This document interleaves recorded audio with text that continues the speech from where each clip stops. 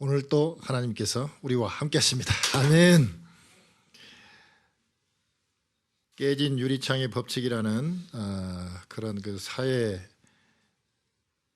그 무질서에 관한 하나의 이론인데, 그거를 1969년도에 스탠포드 대학 심리학자 필립 짐 바로도 교수가 이걸 실험을 했습니다. 실험을 어떤 식으로 했냐면, 치안이 허술한 골목에다가 두 대의 자동차, 상태가 비슷한 자동차 두 대를 이게 골목마다 세워놨는데, 보닛을 열어놨습니다.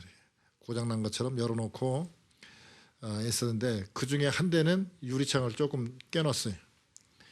그게 상태는 비슷했는데, 놀라운 사실은 본인만 열어놓고 놓아뒀던 차는 일주일이 지나도 아무렇지 않았어요.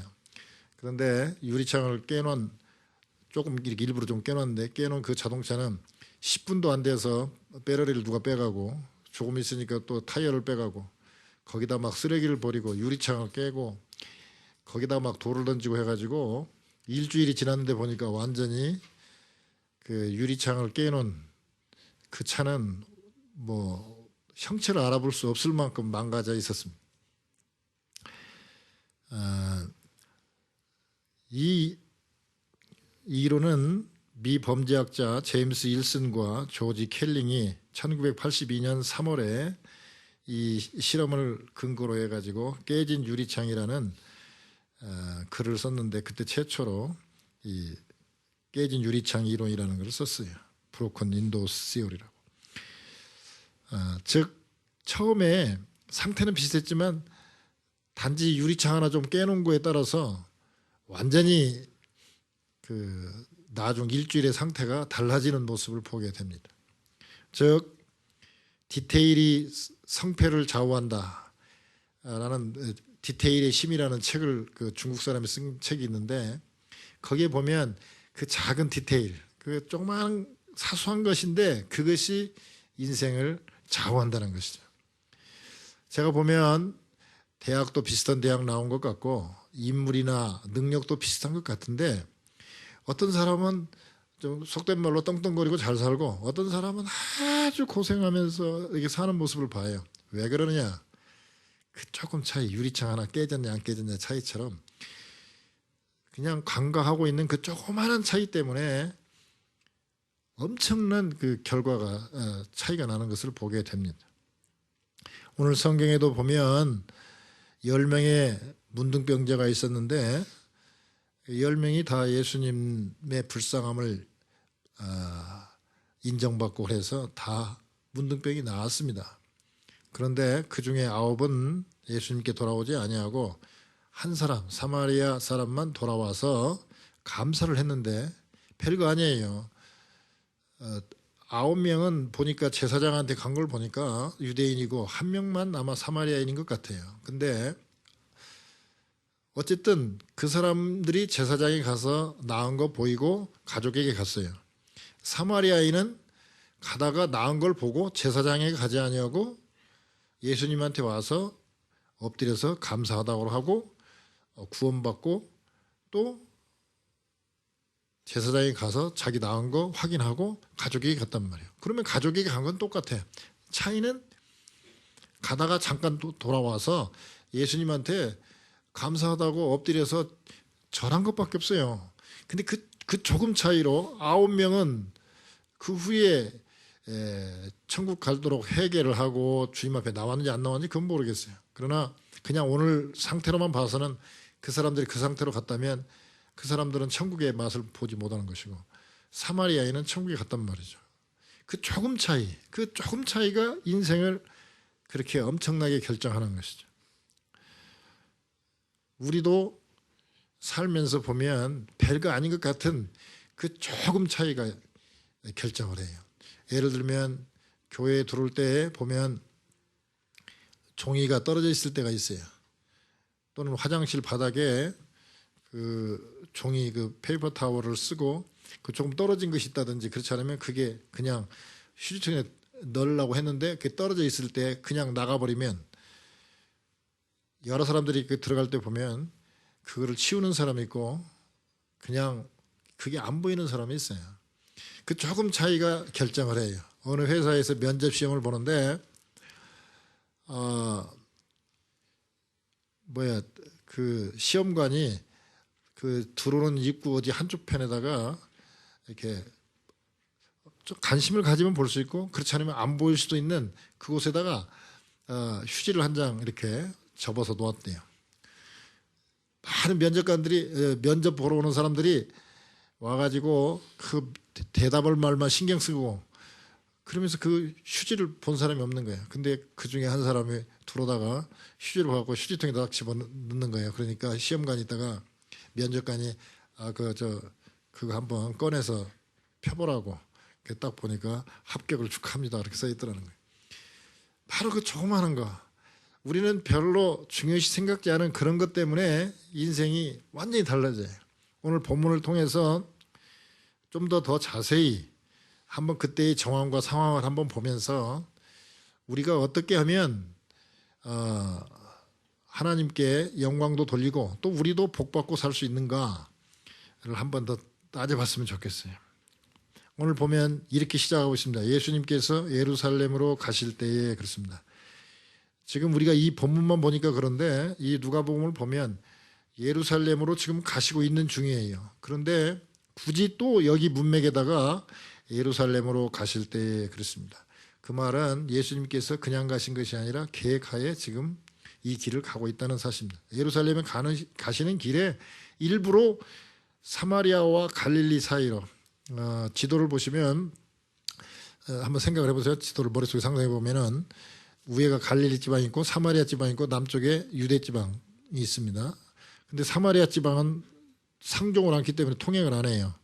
그러면 갈릴리 지방에서 예루살렘으로 가려면 갈릴리에서 남쪽으로 내려오다가 사마리아하고 갈릴리 그 경계선에서 동쪽으로 쭉 가다 보면 약간 대각선으로 내려가다 보면 요단강을 만납니다. 그러면 요단강의 왼쪽이나 오른쪽 편 길로 쭉 내려옵니다. 대개 오른쪽 동편 쪽으로 내려오죠. 그 길로 쭉 내려오다가 여리고에 들어오면 여리고에서 다시 서쪽으로 반드시 이렇게 넘어와서 예루살렘으로 들어갑니다. 지금 갈릴리에서 사마리아와 그 경계선에 대각선으로 내려가는 길을 일부러 지금 가시는 길이에요. 근데 거기에 누가 있기 때문에 그쪽으로 가셨느냐? 나병 환자 10명이 있는 것을 예수님은 하나님의 아들이시기 때문에 알고 계시죠. 그래서 일부러 거기를 지나가십니다. 근데 예수님이 가실 때에 예수님께서는 병자들도 낫게 하시고 귀신 들린 사람도 낫게 한다는 그거를 알기 때문에 많은 사람들이 소문이 났기 때문에 예수님 가는 길에는 늘 사람들이 몰려왔어요. 그 소식을 문둥병자도 듣게 됐습니다. 문둥병자들이 지나가시는 예수님을 만나서 멀리 섰다고 그랬습니다. 왜 멀리 서 있을까요? 나병 환자들은 그 당시에 하나님의 저주를 받아서 나병이 걸렸다고 생각을 했어요. 그렇기 때문에 이 사람들은 또 전염된다고 생각하기 때문에 사람들 있는 곳에 올 수가 없어요.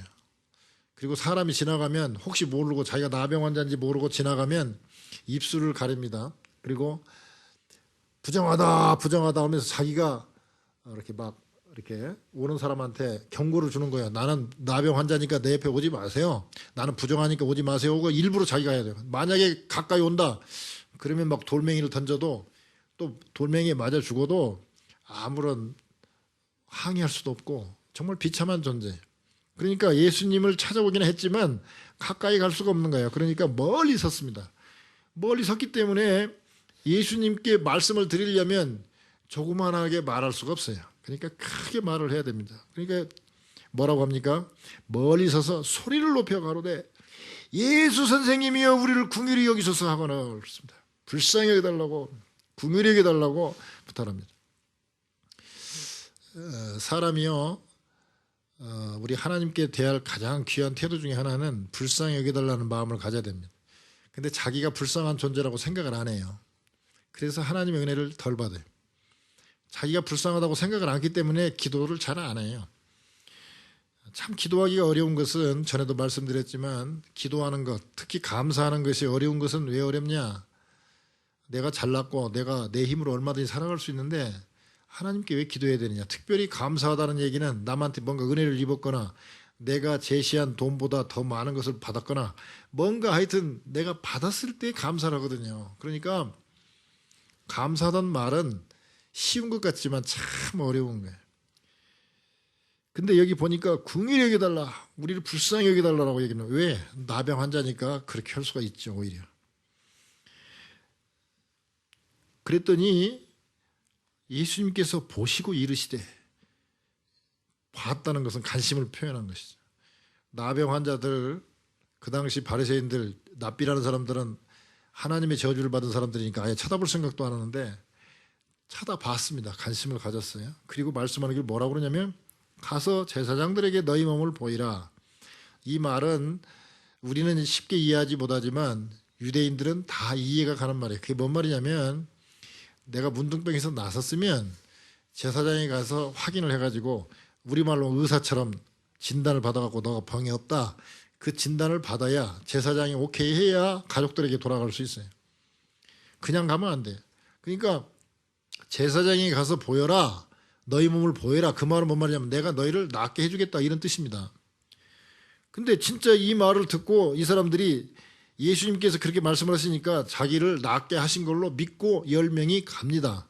근데 어느 때는 예수님이 바로 직접 그 자리에서 치료해 주는 경우도 있고 어느 때는 처음에 침 발라갖고 여기다 이렇게 눈 발라줘가지고 눈에다가 이렇게 진흙을 발라줘가지고 씻으라. 보이냐 안 보인다. 그렇게 또 두 번 또 기도를 해가지고 낫게 하는 경우도 있고 직접 낫게 하는 경우도 있고 말로만도 낫게 하는 경우도 있고 가시지도 않고 멀리 서서 낫게 하는 경우도 있어요. 근데 이 나병 환자 10명에게는 직접 낫게 해주신 것은 아니지만 제사장에게 보여라. 그럼 제사장까지 이제 걸어가야 되죠. 근데 첫째 가려면 예수님께서 나를 치료해 줬다는 확신이 있지 않으면 가면 제사장한테 가면 맞아 죽잖아요. 돌에 맞아 죽잖아요. 그러니까 가는 사이에 나를 낫게 해 주실 것이라는 믿음이 있어야 갑니다. 예. 그리고 그걸 또 실천으로 옮겼으니까 그 사람들은 예수님께서 낫게 해 주신다는 믿음을 갖고 지금 가는 거예요. 근데 지금 현재 낫지는 않았어요. 그러니까 뭡니까? 우리가 히브리서 11장에 보면 믿음은 바라는 것들의 실상이요 보이지 않는 것들의 증거다 그렇습니다. 믿음. 예수님께서 나를 낫게 해주셨다고 믿었기 때문에 믿음은 바라는 것의 실상. 지금 내가 병 낫기를 바라는 것의 실상이에요. 뭐가? 지금 안 나섰지만 믿음이 있기 때문에 나섰다고 보는 거고 지금 아직 건강한 몸은 아니지만 그렇게 보이지는 않지만 믿음이 네가 앞으로 나을 것이라는 그런 그 증거가 된다는 것이죠. 그러니까 이 사람들이 믿고 지금 가는 거예요. 그렇지만 지금 병든 상태로 가지만 나는 깨끗하게 나을 것이라는 그 믿음이 증거가 돼서 확신이 되어서 걸어가고 있는 거예요. 가다 보니까 나은 것을 알았어요. 어떻게 알았을까요? 거울도 없을 텐데. 이렇게 보면 손 같은 게 보니까 나은 게 보이는 거죠. 또 상대방을 보니까 여기 하얀 눈썹도 검게 바뀌고 다 얼굴 모양이 바뀐 걸 봤어요. 근데 이때 자 생각해보세요. 최소한 사마리아인이 몇 명인지는 모르겠어요. 그러나 어쨌든 한 명 이상은 되죠. 그 다음에 제사장에게서 보이라 한 거 보면 유대인들이 9명인지 그렇지 않으면 몇 명인지는 모르겠지만 하여튼 유대인과 사마리아인이 있어요. 이 사람들이 나병이 걸렸을 때는 평상시 때는 상종도 안 하는 사람인데 나병이 걸렸을 때는 같이 있었어요. 즉 어려울 때는 같이 있었어요. 어려울 때 같이 있어야 밥을 얻어먹기도 쉽거든요. 어느 동네에 가면 이 나병 환자들이 그 동네 앞에다가 쭉 그릇을 놓는단 말이죠. 그러면 가족들은 알아요. 아 이게 우리 남편 거다 또는 이게 우리 아버지 거다 이걸 알아요. 그래서 거기다가 밥을 놓는단 말이죠. 이제 먹을 것을 놓는단 말이에요. 근데 혼자 놓으면은 잘 모르지만 나병 환자 10명이 쭉 그릇을 놓으면 알 거 아니에요. 그러니까 얻어먹기가 쉬워요. 근데 문제는 이제 건강해졌어요. 나았단 말이죠. 나으니까 이때부터는 의견이 갈리는 거예요. 유대인들은 야, 어차피 나을 때가 돼가지고 지금 예수님 가락에서 나온 건지 모른다. 또는 납비도 이 정도는 기적을 베풀 수 있지 않겠느냐. 뭐 여러 가지.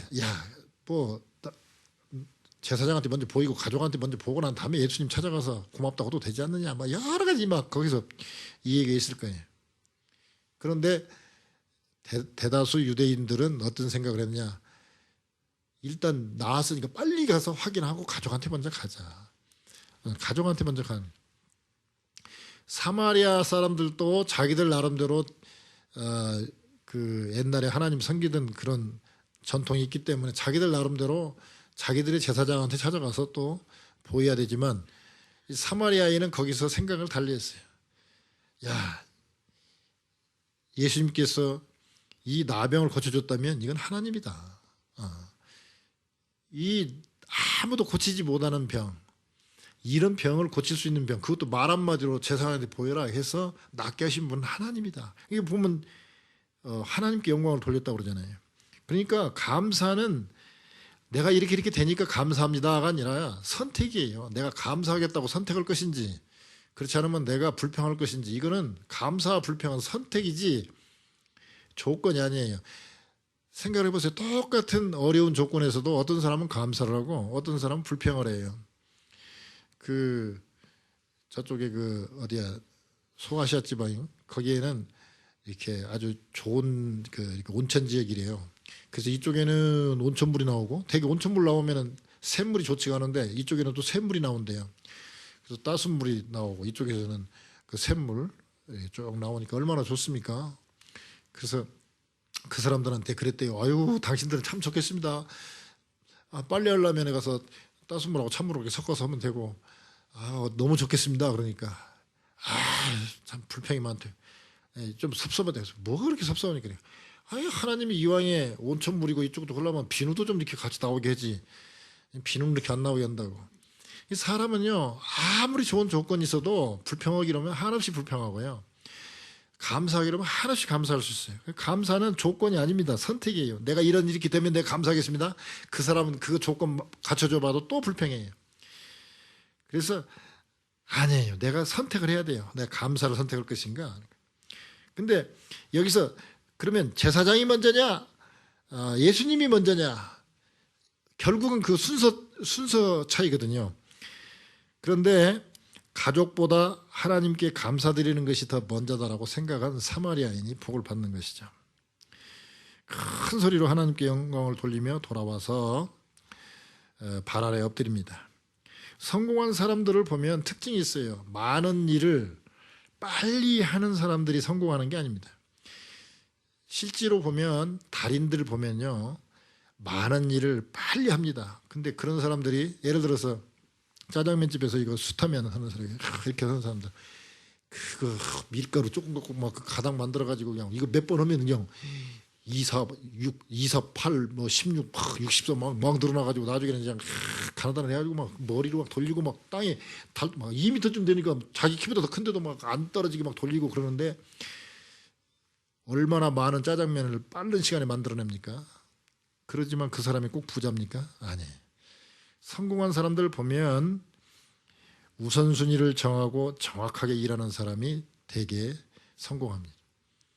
그러니까 일을 많이 하고 열심히 하고 빨리 한다고 해서 먼저 도착하는 게 아니라는 거예요.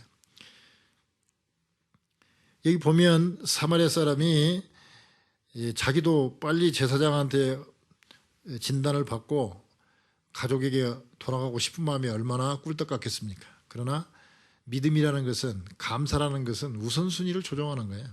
믿음이 뭡니까? 오늘 골프 치러 갈 거 골프 안 치고 교회 나오는 거, 오늘 놀러 갈 것 안 가고 교회 나오는 거, 이게 바로 우선순위 조정하는 거거든요. 그래서 돌아와서 감사를 합니다. 우리가 믿음이 있는가 없는가 뭘로 확인할 수 있습니까? 여러 가지가 있어요. 그중에 가장 강력한, 가장 좋은 믿음의 표현은 감사입니다. 그래서 좋은 크리스찬들은 입에 배어 있어요. 감사합니다. 넘어져도 아이고 감사합니다. 넘어져도 다리 안 부러졌으니까 감사하고. 그러니까 이 감사하는 것이 가장 좋은 믿음의 표현입니다. 그러니까 이 예수님이 10사람이 다 깨끗함을 받지 아니하였느냐, 그 9은 어디 있느냐, 안타까워서 하시는 말씀이에요. 그러면서 이 이방인 외에는 하나님께 영광을 돌리러 돌아온 자가 없느냐. 자기한테 돌아왔는데 하나님께 영광을 돌리러 돌아온 자가 없느냐. 누가복음은 이걸 상당히 자연스럽게 쓰고 있습니다. 그냥 넘어가는 것 같지만 잘 보면 예수님이 하나님이라는 것을 누가복음은 밝히고 있는 것입니다. 그러니까 오늘 내용은 우리 입장에서 봤을 때는 사마리아 사람의 감사와 복을 우리가 보지만 또 한편으로 하나님 입장에서 봤을 때는 예수님이 바로 하나님이라는 사실을 밝히고 싶으셨어요. 이 에피소드, 이 한 사건을 여기다 기록해 놓은 것이죠. 그러면서 뭐라고 얘기합니까? 일어나 가라. 내 믿음이 너를 구원하니라. 가라. 어디로 갑니까? 가족이 가라는 얘기잖아요. 그러니까 와가지고 엎드려서 살해하고 해봐야 돌아온 시간 뭐 한 1시간, 또 감사한 시간 한 10분, 그리고 바로 갔으면 기껏 해봐야 2시간 늦게 가족한테 가는 것뿐이에요. 그런데도 불구하고 이 잠깐의 감사가 그의 인생을 바꾸죠. 결국 그는 천국 가는 티켓을 받는 거죠. 얼마나 큰 축복입니까? 그 9명도 그 참 육체의 질병, 나병에서 고침을 받았으니까 엄청난 축복을 받았지만, 그러나 영원한 세상에 영원한 시간에 비한다면 그건 얼마나 짧은 시간입니까? 그 짧은 가족한테 빨리 가고 싶은 그 조그마한 그 유혹 때문에 정말 하나님 대신 예수님한테 돌아와서 감사하지 않고 천국 티켓을 놓쳐버리는 게 얼마나 아까운 일입니까? 미시간 호수에서 배가 뒤집힌 사건이 한 번 있었습니다. 실제적인 사건이죠. 근데 그때 대학생으로서 수영 선수 출신이 있었는데, 그 대학생이 그 뒤집힌 배에서 23명이나 혼자서 구출했어요. 그러니 그 청년 하나가 23명이나 구했다고 막 신문에 나고 아주 막 칭찬이 자자한 그런 사건이 있었습니다. 그런데 이제 세월이 흘러가지고 몇십 년이 지난 후에 어떤 강연회에서 한 강사가 그 사건을 얘기하면서 참 그렇게 참 훌륭한 희생정신이 투철한 그런 분이 있었다. 그러고 보니까 강단에 백발이 성성한 그 청중 중에서 보니까 바로 그 대학생이, 그때 23명이 구했던 그 대학생이 앞자리에 앉아 있는 걸 보고는 깜짝 놀래가지고, 아유 선생님 나오셔서 한 말씀 하시라고. 그때 23명이나 구했는데 특별히 뭐 기억이 남는 일 같은 거 없습니까? 그랬더니 그분이 씁쓸한 미소를 지면서 하는 얘기가, 내가 23명이나 참 목숨 걸고 구했는데 그 중에 단 한 사람도 나한테 감사하다고 찾아와서 감사하다고 얘기한 사람이 한 사람도 없었습니다. 다 내가 재수 없어가지고 배 뒤집힌 배에 타가지고 내가 하마터면 죽을 뻔했다, 이 얘기만 하지, 그 대학생이 정말 자기 목숨도 돌보지 아니하고 23명 나까지 이렇게 구했다는 것은 정말 고맙다고 생각해서 찾아와서 고맙다는 얘기를 않다는 것이죠. 아까도 그 얘기했습니다. 감사하기 싫어하는 것은 인간의 본성입니다.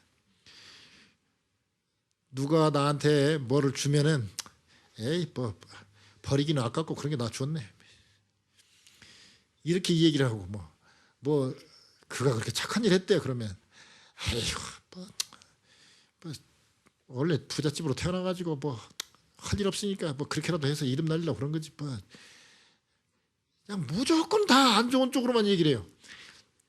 최소한 그 사람이 평판이 안 좋은 사람일지라도, 야 그래도 평판이 안 좋은 사람이 그래도 그거 아까웠을 텐데 그래도 그렇게 참 좋은 일 했네, 그거는 좋은 일이라고 평가해주면 뭐가 덧납니까? 사람이라는 게 착한 일도 할 수 있고 나쁜 일도 할 수 있죠. 그러면 착한 일 띄어서 착한 일 한 거는 착한 일대로 칭찬하고, 나쁜 일 했으면 뭐 나쁜 일대로 이렇게 따로따로 평가하면 되는데, 그냥 모든 걸 다 나쁜 것으로 다 평가하는 사람들이 있어요. 왜? 내가 잘났거든요. 감사하지 못하는 것, 기도하지 못하는 것, 그 저배를 파고 들어가면요 교만이 깔려 있는 거거든요. 교만이 깔려 있어요. 내가 하나님처럼 내 스스로 내가 얼마든지 할 수 있는데 내가 왜 당신의 도움을 받아? 내가 왜 당신한테 내가 뭐 거지야? 왜 나한테 이런 걸 줘? 사람 우습게 하네. 내가 명품 쓰는데 이런 거 내가 좋아할 줄 알아?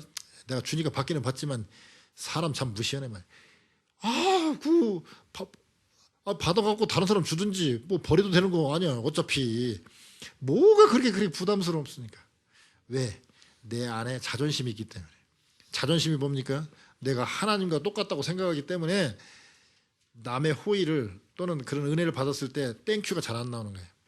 이 미국 사람이 그래도 복 받는 게 뭡니까? 습관적으로 땡큐에 문 열어주는 게 뭐 얼마나 고마운 겁니까? 그래도 그것도 지나가다 문 열어준 것 뿐인데 그러지만 그 땡큐라고 했었고 뭐 그냥 조금만 비켜줘도 땡큐라고 그래. 그러니까 그래도 미국이 복을 받는 것 같아요. 한국 사람들 참 요새는 그래도 좀 고맙다 소리 좀 하지만 참 한국 사람들 고맙다 소리 안 해요. 마지막에도 고마울 생각 들면 그래 고맙다고 하자.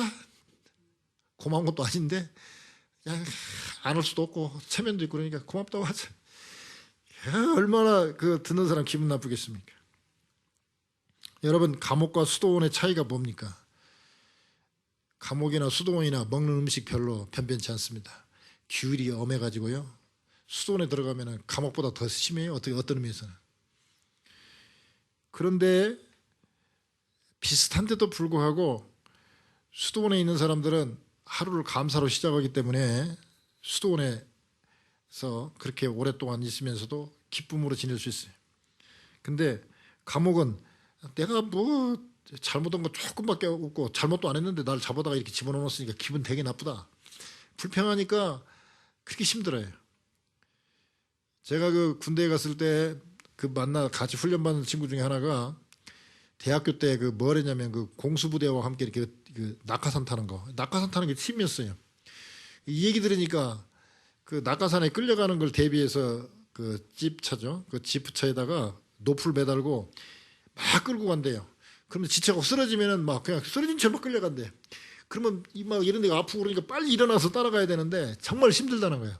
근데 여자든 뭐 남자 대학생이든 간에 그거 낙하산 그거 뛰어내리는 그 쾌락을 느끼기 위해서 공수부대하고 똑같이 훈련을 받는다는 거예요. 공수부대에 들어가서 공수부대 옷 입고 똑같이 훈련을 받고 밥도 똑같이 먹고 똑같이 훈련을 받는다는 거예요. 그런데 차이가 있다는 거예요. 공수부대는 불평을 하는 거예요. 왜? 자기는 의무 상황으로 와가지고 훈련을 받는 거고 대학생들은 그렇게 힘들어도 한대. 막 끝나고 나면 막 뭐 귀에서 코에서 먼지 모래 다 나온대. 얼마나 막 끌려다니는지. 그런데도 그걸 좋다고 한데 왜? 그 창공에서 뛰어내리는 그 기쁨 때문에. 이거는 자발적으로 갔기 때문에 그렇게 훈련을 내가 그런 훈련도 받았어. 나 공수부대하고 같이 훈련 받았어.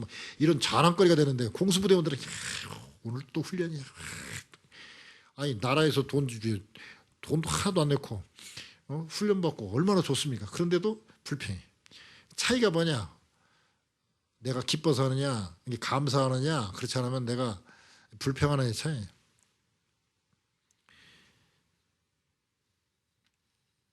얼마 전에 성악계에 태양처럼 떠오른 한국 여성이 있었습니다. 이태리에서 푸치니의 나비 부인의 주인공으로 이렇게 발탁된 여인인데 지금 이태리에는요 세계에서 몰려든 성악 공부하는 사람들이 많대요. 그래서 이 음대를 졸업하고 실력이 좋은데도 불구하고 놀고 먹고 있는 사람이 3,000명이나 된답니다. 우리 생각에는 성악하면 다 여기저기서 불려가가지고 유명한 사람이 될 것 같지만 그렇지 않다는 거예요.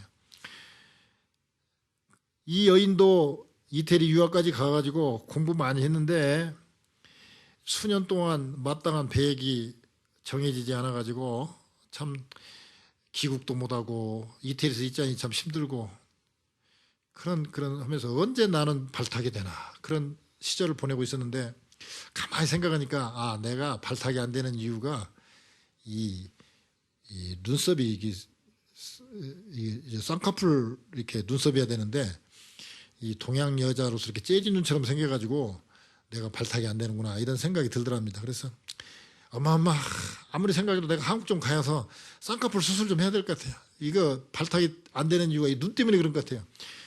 이거 눈이라도 좀 고쳐야 쌍꺼풀이라도 해야 좀 발탁될 것 같다고. 그랬더니 엄마가 그러냐고 그러면 유명한 성형외과에다가 이 얘기를 하겠다 해가지고 쌍꺼풀 수술 날짜도 이렇게 정해놨대요.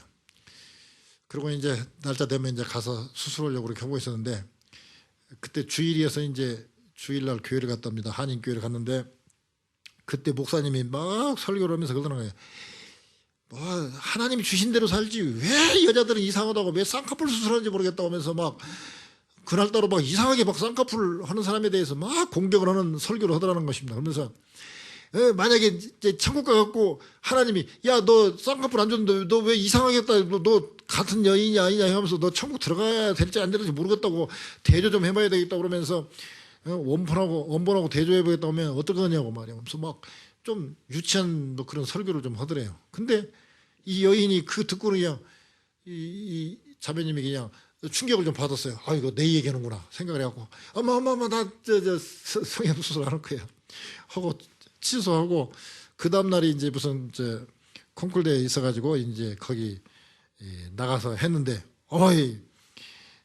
대상을 받았다는 거예요. 근데 대상을 받았는데 그때 청중으로 와 있던 그 아주 유명한 그 나비 부인을 그 상영하는 그 극장장이 와가지고 보더니 당신하고 계약하고 싶다고. 그래가지고 갑자기 나비 부인으로 이제 발탁이 된 거예요. 근데 이제 뭐 아무래도 뭐 쭉 그 주연으로 한 사람이 아니기 때문에 힘들잖아요. 그래서 이제 하루는 극장장한테 얘기를 했대요. 아니 내가 실력도 부족한 것 같은데 어떻게 해서 저를 그래도 이렇게 나비 부인 주연으로 조연도 아니고 주연으로 저를 뽑았습니까? 그랬더니 그 양반이 그래. 당신 눈 쌍꺼풀 수술 안 했기 때문에 내가 당신 택했다고.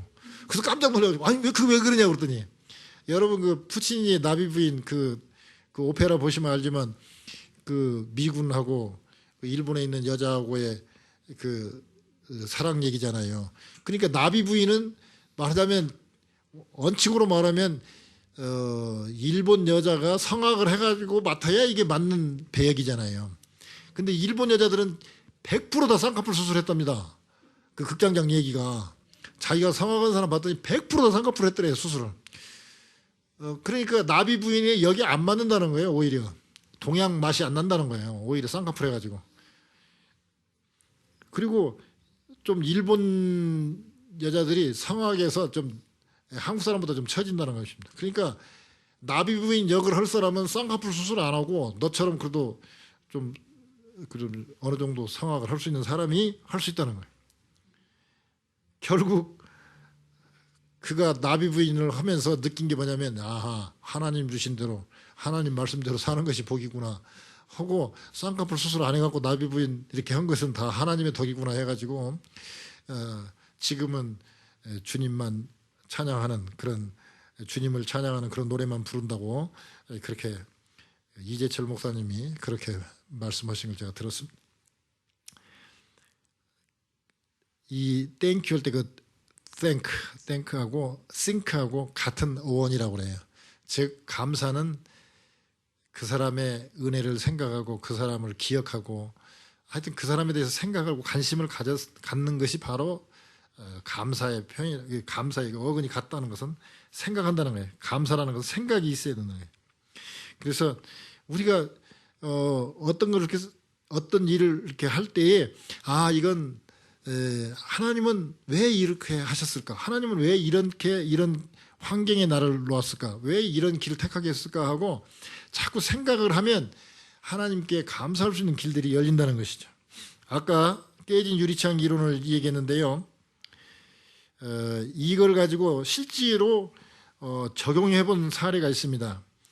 1980년대 뉴욕시에는 연간 60만 건 이상의 중범죄가 이렇게 사건이 발생하는데 얼마나 그때 그랬는지 저도 1989년도에 주재원으로 있어가지고 뉴욕에 갔지만 저 뉴욕에서 지하철 한 번도 안 타봤어요.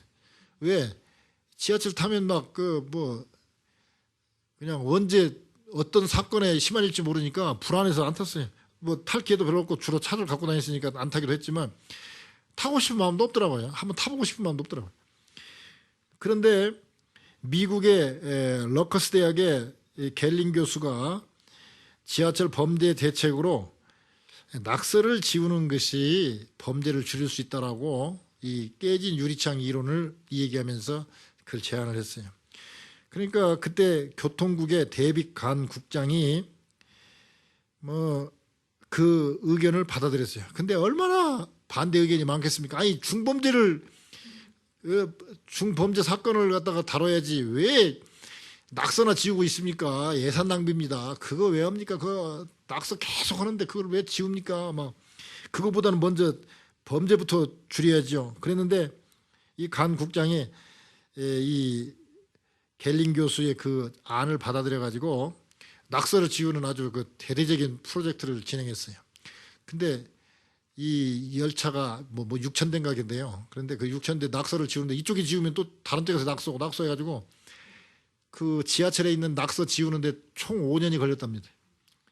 5년이 걸렸는데 그 낙서가 이제 다 지워지니까 점점 범죄 발생률이 줄어들면서 2년 후부터는 중범죄 건수가 아주 줄었고 94년도에는 절반 가까이 줄었고요. 나중에는 75%나 급감했다고 그래요. 그러니까 성공한 거죠. 즉 낙서가 있으니까 더 아까 그 막 유리창 깨지니까 막 거기다가 배럴을 빼가고 막 돌 던지고 막 거기다 오물 던지고 뭐 그런 것처럼 뉴욕에도 낙서 때문에 더 그렇다는 것이죠. 근데 그뿐만 아니라 나중에 1994년도 뉴욕 시장에 취임한 누돌프 줄리아니 시장이 야 이거 뭐 지하철에다만 도입할 것이 아니라 이거 경찰에도 도입하자 해가지고 그때부터 길에 낙서를 지우고 보행자가 신호 무시하고 막 빨간불에 건너가면 막 잡아다가 이제 막 벌금 매기고 또 뭐 캔 같은 거 던지면 그거 뭐 단속하고 그랬더니 엄청나게 범죄가 줄어들었고 지금 할렘가 지금 싹 지금 단장했다고 제가 들었어요. 지금 할렘가가 지금 엄청 비싼 땅으로 바뀌었습니다. 지금 옛날에 그 125번가가 그 아주 할렘 그 간통하는 길 가려면요 좀 분위기가 쭈삣쭈삣했어요. 왜냐하면 신호등에 섰다 오면 막 그냥 이쪽에서 운전사에다 뭐 말을 하면 이쪽에다가 유리창 깨고 그냥 빼가버리고 막 그런 때라 위험한 때거든요. 그래도 그 125번은 대로기 때문에 그래도 그런 대로 이렇게 지나갈 수 있는데 거기서 한 칸만 위에 한 칸만 밑에는 그냥 겁나서 못 가요. 막 싹 까먹고 전기도 안 들어오고 막 겁나는 데거든요. 근데 거기 지금 싹 고쳐가지고 비싼 땅 내버렸습니다. 왜? 낙서 지우고 경범죄 하니까 깨진 유리창이 이런 대로 밝아지게 된 것이죠. 근데 이거는 어떻게 보면 소극적인 대책이죠. 적극적인 대책이 있어야 됩니다. 세계 최초의 우주인이라면 미국이 아니라 소련에서 1961년도에 보스토크 1호를 발사했는데 사람이 타고 간 우주선으로는 최초 우주선이었습니다. 근데 그 우주선에 우주인으로 선택을 하니까 세계 최초의 우주인이니까 역사에 길이 남는 일이니까 얼마나 지원자가 많았겠습니까? 많은 사람들이 지원해가지고 고르고 최종 남은 사람이 19명이 남았습니다. 19명이 얼마나 실력들이 쟁쟁한지 우열을 가릴 수가 없어요. 그러니까 그 심사관들이 막 이거 어떻게 이걸 해야 되나 아주 참 고민을 했어요. 왜냐하면 너무 비싸니까, 너무 똑똑한 사람들이니까.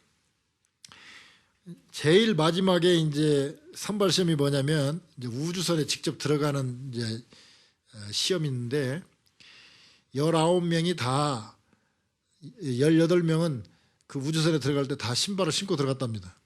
근데 가가린이라는 사람 하나만 우주선에 들어갈 때 신발을 벗고 맨발로 들어가더라고요. 양발 신은 채로 들어가는 걸 보고 야 우주선을 저렇게 사랑하고 또 신발에 뭐가 좀 묻었을까 봐서 저렇게 세심한 주의를 기울이는 사람, 저 사람이 적합한 사람이 아니겠냐 해서 결국은 최종 시험에 가가린이라는 사람이 최초 우주인이 됐어요. 뭐 그 사람 19명 다 뭐 우주선을 탈 만한 모든 신체적인 조건이라든지 기술 이런 거 다 갖고 있었겠지만 어이없게도 최종 판결에서는 양발 신은 채로 들어간 가가린이 선발됐다는 사실입니다. 만약에 비슷비슷한 크리스찬들이 쫙 있을 때 하나님이 만약에 어떤 대임을 맡길 때 누구한테 맡길까? 그 디테일 별거 아닌 것 같지만 하나님 입장에서 봤을 때 감격할 만한 어떤 그런 거 하나, 그런 거 우리가 그런 것들을 참 주의하면 하나님께서 우리를 크게 들으실 줄 믿습니다. 제가 아는 사람 하나가 남대문에서 제가 그 원대에 있을 때 저를 도와줬던 학생조교가 있었어요. 학생조교 박씨인데 하여튼 그 친구가 자기가 지방대학 나와가지고 취직하기 어렵다고 생각하고 아예 일찌감치 장사를 해야 되겠다 생각을 하고 남대문에 가서 액세서리 장사를 했어요. 처음에 가니까 돈 없으니까 조그마한 거 한 평짜리 그 가게 한 평짜리 많잖아요. 아마 그 상가가 실험 상가 같다. 근데 그 하여튼 그 남대문에 그 상가에 가니까 가가 매출을 제일로 많이 올린대. 그래서 얼마 안 있으니까 2평으로 늘렸더라고. 근데 어떻게 해서 그래 네가 했냐 그랬더니 자기는 제일 먼저 와서 문을 열고 제일 나중에 문 닫고 가는 사람이에요. 그 또 하나는 벽에다가 융단을 조그마하게 이렇게 가서 보니까 그렇게 크진 않더라고요. 한 1m 20이나 될까? 1m 20, 1m 20 정도 될까 아마. 이렇게 조그마한 융단 그 파란 융단 있잖아요. 그걸 붙이고 그 앞에다가 옷걸이 같은 걸 쭉 이렇게 걸어놨더라고요. 그래서 뭘 팔았냐면 그때 뭐 팔았죠? 목걸이 팔았지. 목걸이 이렇게 쭉 걸어놓고 거기다 가격을 붙여놨더라고요. 근데 남대문 시장에서 그렇게 한 사람이 없어요. 다 그냥 이렇게 쌓아놓고 있었지. 왜 그렇게 했냐 그러더니 오는 사람마다 물어본다는 거야. 이거 얼마야 물어보는데 자기가 취급하는 모든 것을 그 조그마한 거 1m 1m 정도 되는 그런 그 융단에다가 다 걸어놨대. 그래가지고 샘플을 쭉 걸어놓고 거기다 가격 쫙 붙여놨대. 그러니까 오는 사람이 딱 보고 가격 보고 아 저게 디자인이 마음에 드는데 가격이 얼마구나 이건 얼마구나 해가지고 비교해가지고 뭐 적어주세요 하면 밑에서 이제 골라서 준다는 거예요. 딱 하나 그거 한 거 융단 하나 붙이고 그 앞에다가 자기가 취급하는 샘플 다 걸어놓고 거기다 가격 붙여놓은 거 그거밖에 없다는 거예요. 그런데 거기서 제일 매상을 많이 올리는 사람들이 됐어요. 그러니까 별거 아니죠. 뭐 매이쁘고 가격 물으면 대답해 주면 되지. 그러지만 그 가격 물어보기 싫은 사람이 얼마나 많은데요. 그 다음에 취급하는 종류가 몇 개인지 모르니까 딱 그거 하나 일목요연하게 하나 벽에다 그거 하나 붙여놨는데 예, 장사를 아주 잘했다. 지금 어떤지 모르겠어요. 근데 그런 것처럼 별거 아니지만 우리가 하나님께 뭔가 그 디테일한 거 별거 아니겠지만 그것이 시작은 조그마하지만 엄청난 거죠. 특히 오늘 사마리아인처럼 작은 감사를 통해서 그 별거 아니지만 돌아와가지고 감사한 거 하나 가지고 영생의 복을 받고 참 큰 복을 받는 그런 모습을 봅니다. 오늘 제목이 뭡니까? 큰 복을 맺는 작은 감사다. 우리가 작은 감사, 비록 조그마한 감사지만 그 감사를 통해서 하나님께서 큰 복으로 주실 줄 믿습니다. 그런 복 다 받아 누리시는 여러분 되시길 주님의 이름으로 축원합니다.